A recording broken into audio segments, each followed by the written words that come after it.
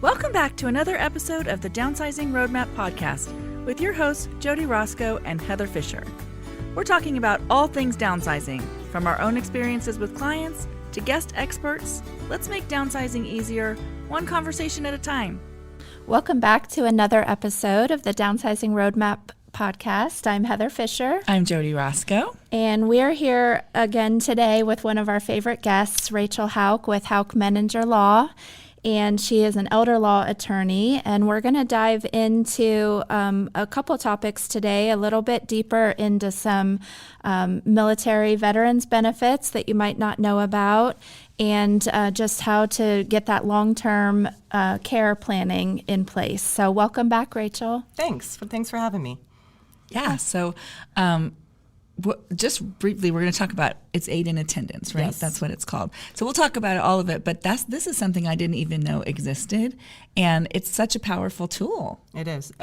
So aid in attendance is a benefit for wartime veterans or their surviving spouses that helps basically supplement income to pay for long-term care. So typically it's going to come into place if someone's transitioning to assisted living or if we're trying to get care in the home. Okay. So it provides additional income for them to use that, hopefully, to keep someone home, right? Or if we're transitioning to assisted living where maybe Medicaid can't help, they get that extra income to help pay for that. Okay. Is that in-home care can be just like day-to-day non-medical care as well as any nursing care in the home, or is it one or the other? Yeah, so it would be typically when you're receiving care in the home, it's going to be unskilled, right? So it's going to be assistance with things like bathing, toileting, ambulating, eating, dressing, all those kinds of things. Most of the time, if it's skilled care that you're getting in the home, whatever that may be, typically Medicare may be able to cover that, or if you're a military and you're getting your TRICARE for life, that health insurance may cover some of that. But most of the time, it's that unskilled care that's coming in, yeah. Okay, so let's talk a little bit more on aid and attendance. You said wartime veterans. Talk a little bit about who is eligible for this and what that means. Yeah, so wartime is key. So you have to have served at least one day in a wartime period. So, you know, it's going to be World War II, that time frame, Korea, Vietnam. And then, interestingly enough, we are currently still in a wartime. So, you know, as our veterans age, we're going to see a lot of people have the ability to potentially get this benefit. So, so again, one day and serve 1 day of active duty in a wartime period with 90 consecutive days before or after that 1 day. And they don't have to have been in battle. Correct. You do not have to be boots on the ground. There is for Vietnam, because Vietnam was considered a conflict before they officially made it a war, there is a period where you have to have been in Vietnam, but the later part of Vietnam period, you can be serving in Germany, right? Okay. So that's important because people will say, well, yeah, my dad or mom was in Vietnam, but they weren't in Vietnam. They were in, Germany or whatever. Right. Doesn't matter. We can still potentially get that benefit. So surviving spouses also are able to receive this benefit so long as they were married to the veteran at the time of the veteran's death. So a lot of people don't know that, which is a big deal.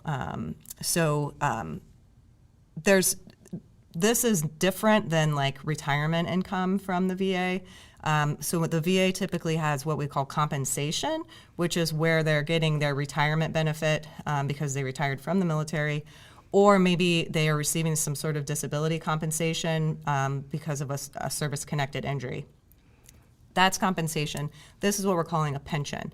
And so there's aid and attendance pension, and then there's there's 3 levels to it actually. There's basic, and then in-home, or homebound they call it, and then aid and attendance. So that basic pension is for poor people, kind of like our supplemental security income or SSI.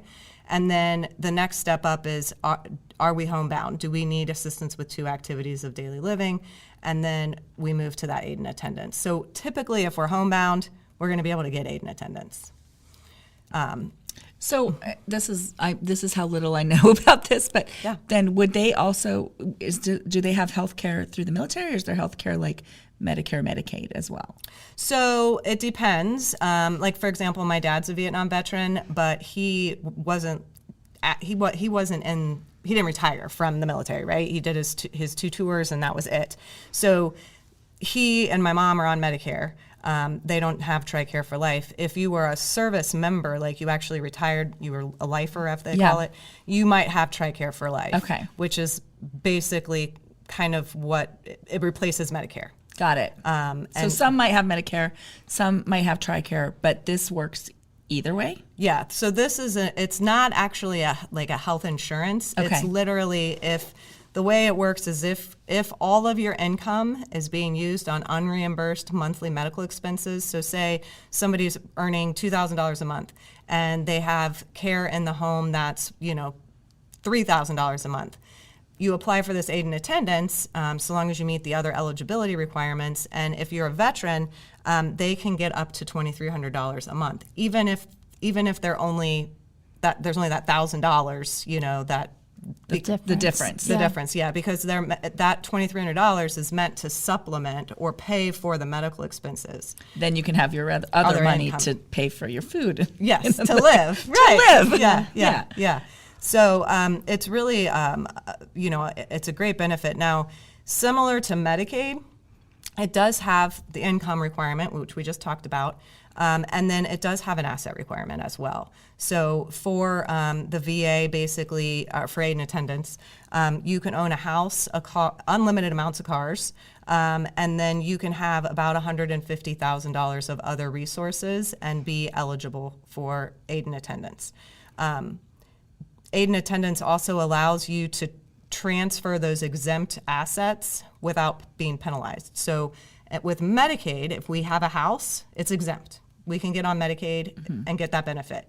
But if we transfer it to an irrevocable trust or a family member or whatever, and then we go to apply for Medicaid, we get penalized because it's no longer, we gave that exempt resource away.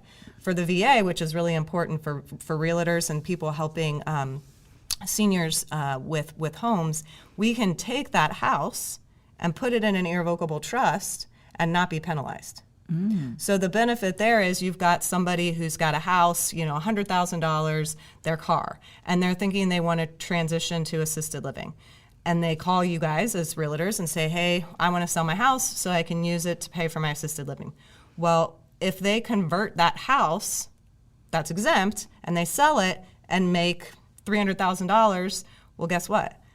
They're over the asset limit. Yes. But if we put it in that irrevocable trust first and then we sell it, they maintain their eligibility the whole time. So they can still sell the house. It's not like they're going to have to keep it. It's just a path and how we're going to do it. Correct. Yep. It's a strategy. Every time we talk to you, Rachael, it just reinforces that we need that team of people. There are so many nuances that, when you explain it, it so well. I think there's so many people out there that would just either not know the benefit exists or not know that path of moving things, protecting things, how it should be titled, all of those things. Thank you for sharing with us. We'll keep going into it, but it just makes me realize we don't know so much just as, lay people that are not elder law attorneys on, making that middle class income and assets work for us for that long-term care that can be so expensive and such a financial burden. Yeah, because I think if somebody's thinking about selling their house down, going into independent living or assisted living, I think honestly the first step is they need to talk to you or somebody like you, because what if we sell the house and we don't want to do something that later we are like, oh, we shouldn't have done that. Right. Yeah. And I'm sure when you meet with them, you're asking them all those questions. Were you in the military? All of those questions, I'm sure you're asking those as part of your, first meeting with them about trying to figure out what we want to accomplish, right? Yep. We have a form that goes out with their confirmation that basically it's just some data collection. And one of the things on there is, were you or your spouse in the military? And I think you're right, Jody, to your point. If you are helping a loved one, a parent, grandparent, whatever, transitioning, or you're thinking about making that transition, I think your first step should be having those conversations with a certified elder law attorney, just so that you don't make mistakes that we can't fix. Right? Yeah. I see that a lot. It's like, well, shoot, I wish you would have come and talked to me first. And I think part of our responsibility as certified elder law attorneys in the community is trying to get this information out to other people who are servicing our seniors, right? Yeah. You don't have to be an expert on it. That's what I'm for, right? Right. I'm not an expert on real estate. That's what you're for, right? Yeah. So, but pointing people to those resources so that they can have the information to make those educated decisions is super helpful. Well, and that's what I love about you and all the other people, all of the other vendors that we have so much knowledge, and we aren't going to know all the things, but we need to know enough to know that we need to talk to you. Right. And I think many people don't even know that much. And I would say before all that happened with my mom and everybody, I probably didn't know that much about, oh gosh, you might not want to sell your house before you talk to these, because people think, okay, well, I'm going to make this move and I'm going to sell the house and I'm going to get the money out of it and I'm going to pay for it. And, right. They just think that seems like an obvious path, and they don't realize there are ways to protect that income or those assets that they just don't even know exist. Right. Well, and it gives people options, right? So that, maybe we are going to a facility that doesn't take Medicaid, or, the typical, well, I'm never leaving my house. Yes. Well, that's great. We all hope that happens. Yeah. But the odds aren't in our favor. They aren't in any of our favors, right? So nobody's escaping. Yeah. No. In the end. Right. That's true. Or they'll say, well, we have too many assets. We can't qualify for anything. But the fact of the matter is, we have tools, right? Tools that are legal, that the state of Ohio recognizes, that we work with every day, that gives people the ability to get these government benefits, whether it's Medicaid or aid and attendance. And, you've worked your whole life, right? You shouldn't have to turn it all over to the nursing home. And furthermore, if you do go on Medicaid, or, using all your income along with this aid and attendance to pay for your assisted living, you don't have any other money, right? Once you're on Medicaid, you get $50 a month. Yeah. So how are you going to get your hair cut?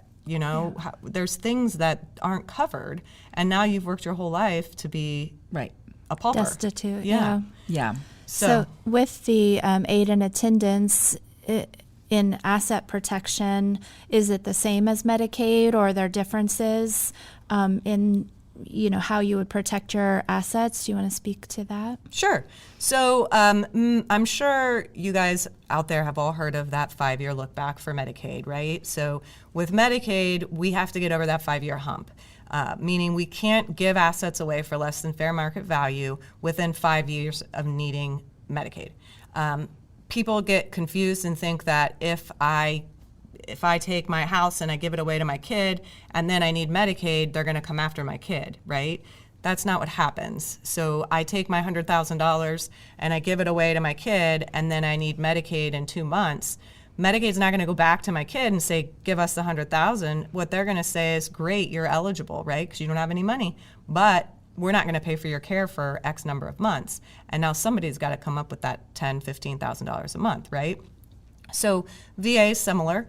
The aid and attendance, instead of a 5-year look back, there's a 3-year look back. So if we take assets, whether they're exempt, like the house or the $150,000, or non-exempt assets, and we put them into an irrevocable trust, after 3 years, it's as though we never owned those assets, and now we become eligible for aid and attendance, at least based on the asset prong, right? Because like Medicaid, we have an asset eligibility requirement, your wartime service that we already talked about, that income requirement, and then there's that medical need. So similar to Medicaid, that medical need is assistance with 2 activities of daily living. Activities of daily living meaning walking, assistance, walking, eating, bathing, toileting, And then there's or if you need a protective environment due to a cognitive impairment, that would also meet that medical requirement. So, we have to meet all of those prongs, but that asset protection prong or that asset one is typically where we're coming into play, right? Okay. So with aid and attendance, I think you said, or you've told us before, that a spouse is eligible for these benefits, and then in that case, they would just have to meet those same requirements for the assistance needed with two activities a day, and it would be all of the same requirements, but they're eligible because of their spouse's duty? Correct. So it's kind of confusing. If we have a married couple where the veteran is still alive and the non-veteran is the one with the medical need, we can't get the maximum benefit because they're looking at the veteran, right? And the veteran isn't disabled or doesn't have that need for those two activities of daily living. We can still get some money, but it's not going to be the maximum. So if the veteran passes away and now we have the surviving spouse, now it's based on his or her disability, not the veteran, because the veteran's deceased. Got it. So, and the surviving spouse, the benefit for them is about $1,500 a month, so it's not quite as much as a single veteran, but it's still something. And it's not like if they're both having problems, then only the veteran will be getting. Right. Like the spouse only gets it if they're the surviving spouse. Correct. Okay. If the veteran has passed. Got it. That's right. Okay. And the other hurdle there tends to be too, if we've got a married couple where the non-veteran is the disabled one or the one having the need, is typically we're not using all of the income, right, on their care. So it becomes one of those things where if we're staying in the home, normally we aren't meeting that income requirement. Got it. It's not until normally then at that point that they would transition out of the home. But if we go to a nursing home, typically aid and attendance isn't really something that's going to assist us because Medicaid is seen as the primary payee, right? And so if you're getting aid and attendance, they'll stop paying it, and Medicaid comes in instead. Because Medicaid's going to take all care of it all. Right, if you're on Medicaid, right? But typically if someone's transitioning into the nursing home, I'm not going to be pushing aid and attendance because, again, the maximum is only $2,300 a month, which isn't going to most likely cover a shortfall between their income and that $12,000 a month. Right. That's where Medicaid becomes the better deal. Right. But in care, in the home, or assisted living, it can be a great help. Yes. And so many people don't know about it. They do not, yeah. And, the other thing I see a lot with my veteran families is they'll come in, son or daughter or spouse will come in to talk to me about the veteran, and I'll ask, and they'll be like, oh, we've already talked to the VA, we don't qualify for anything. And I'll say, well, when did you have that conversation? And, 6 years ago. Okay, well, the situation has changed, and unfortunately when they go to the VA to have these conversations with the officers there, they don't tell them, well, you don't meet this requirement now because you're not disabled, but if you get sick someday, come back, right? Yeah. They just say you're not eligible. So, it's important, just like your estate planning, that you update that you continue to investigate those potential benefits out there. Yeah, because rules could change even. Correct. Yeah, as and definitely the situation. Yeah, the situation changes definitely can for change your need and all of that. So, I think again, knowing that it's another tool in your toolbox and preparing for that situation by starting the asset protection and the proper trusts and having that plan in place helps with the eligibility for aid and attendance, Medicaid, whatever the situation. And if you don't need any of it, that's amazing too, but it won't change the fact that it's protected and sitting there, already done. What legal documents do they need to apply for it? What do they need to have? So for aid and attendance, they need to have the DD-214 or their discharge paperwork. That's really important. Luckily, we don't need the original anymore because everything's submitted online. So, legible is helpful, but we don't need the original. Sometimes if your family member doesn't have their discharge papers, if you contact the county that they returned to, from when they were discharged, a lot of times they recorded those, especially with World War II and Korea. Vietnam, you don't see it as much because people didn't want people to know that they were, because of the environment when they came back. Right. But so the DD-214 or whatever their discharge paperwork is, the VA does not honor power of attorneys. So the veteran has to sign all the paperwork on their own. It can be a mark of whatever kind. Capacity isn't really an issue with that. They're just the one signing it. Or the surviving spouse, right? So whomever the applicant is. Okay. And then, typically when we're helping families through that process, we're doing a lot of the same we have to have a lot of the same documents that we'd have to have if we were applying for Medicaid. Bank statements, things to show what their assets are, birth certificates to show that they're a resident of the United States, right? All of those kinds of things. How long does the process take? Oh, Jody, that's the question. So unfortunately, the VA is not quick to process anything. I've had applications approved in as short as 2 weeks, and I have one that's currently still processing, and it's been almost 18 months. So, the problem with that is they're hoping to get this money, and they're budgeting on that, and they don't have it, and now we're going all this time. Now, the good news is once they are approved, they will get a retroactive lump sum payment back to the month of the month after we apply, but the veteran has to be alive or the surviving spouse in order to receive that. So this constant delay, and they say if you're over, what is it? I think it's if you're over 90 or older, they'll expedite it. Well, this poor lady that is been pending for 18 months just turned 100. Oh my. Yeah. So, we're kind of low on funds. The reason we did this aid and attendance was to supplement, she's got a pretty decent income, but she's going to run out of money at some point. Mm-hmm. And unfortunately, where she's at, the assisted living facility she's at doesn't take Medicaid. She's been there for, I want to say 9 years. And so if she runs out of money, Have to move. Yeah. Yeah. So that is one downside. To aid, it is taking a while, and it started to take longer after COVID. Okay. Or during COVID, really. I mean, the retro is great, except if you don't have the money in the first place. Right, exactly. Yeah.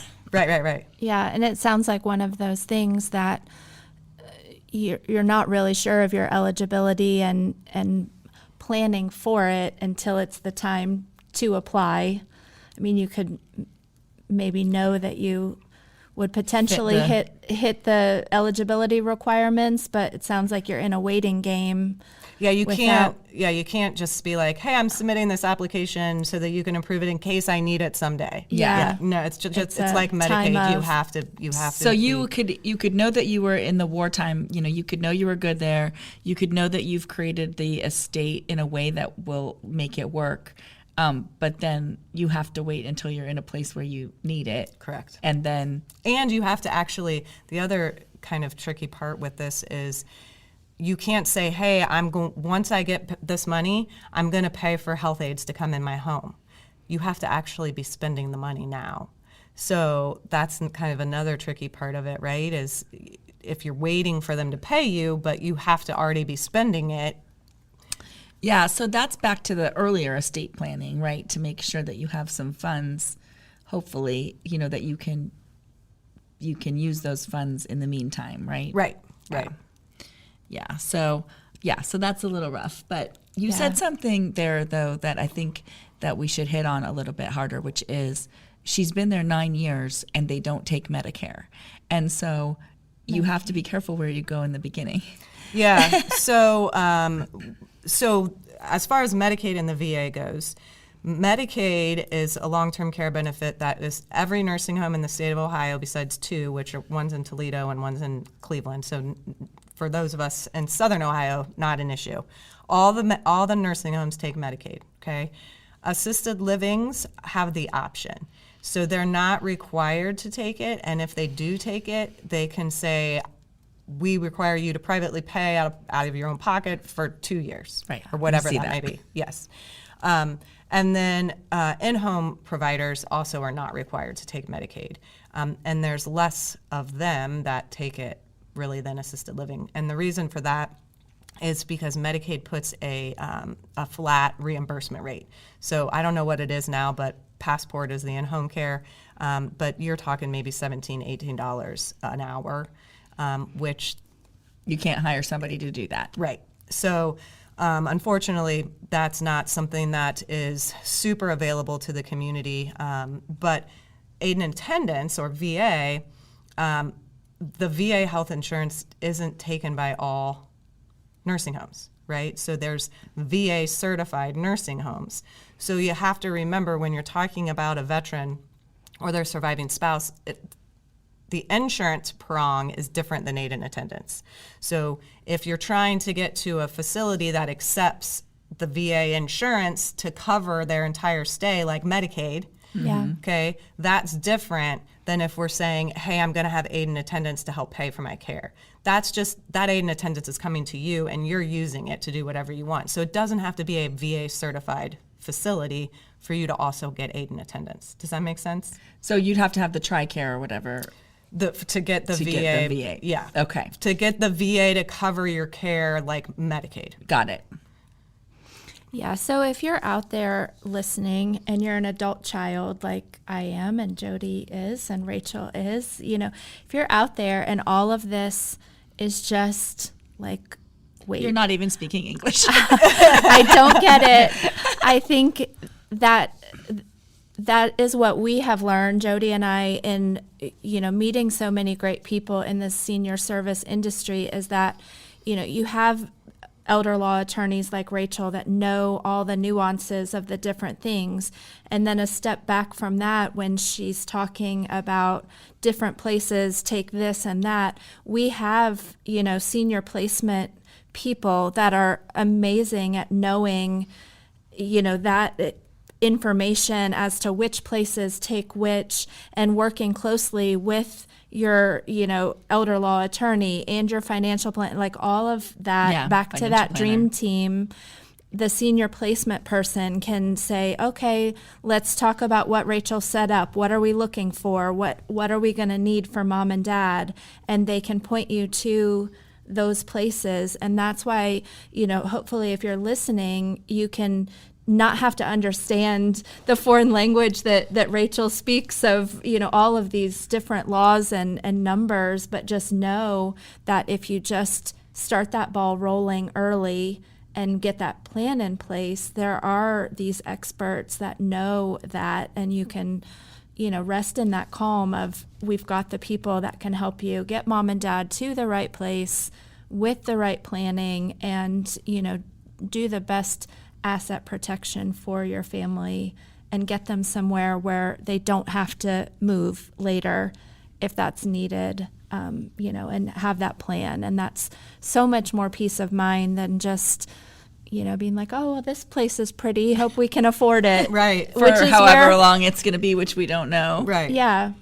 Which I do think we get that too a lot, and people don't see that longer term of what, how long you could potentially live in. It could be a long time. She's 100, right? I mean, it could be a long time that you are looking to, fund a life in a place. So yeah. So any other points on this, Rachael, to share with us today? I think one other thing to point out where people kind of as a stumbling block for them, where they think their loved one wouldn't this benefit wouldn't be accessible to them, is they're like, well, they're home and they're still independent and on their own. They don't need assistance with 2 activities of daily living, and that's typically when I'll ask the question, okay, well, who's buttoning mom's blouse? Like, is mom wearing elastic pants now because she can't do buttons or zippers, right? Is she wearing slip-on shoes?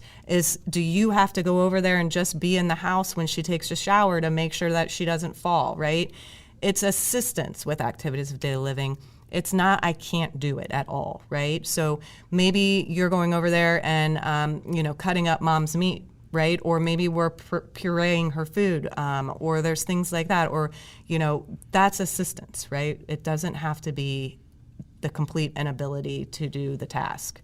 And then the flip side of that coin is, when your veteran is having that conversation, and we're getting with the doctor, because we need a doctor's note that goes with the application, we're not Superman that day, right? They tend to want to downplay their needs. We don't want to downplay, okay? You can be Superman tomorrow, but with the doctor, you need to tell them everything that you need help with, right?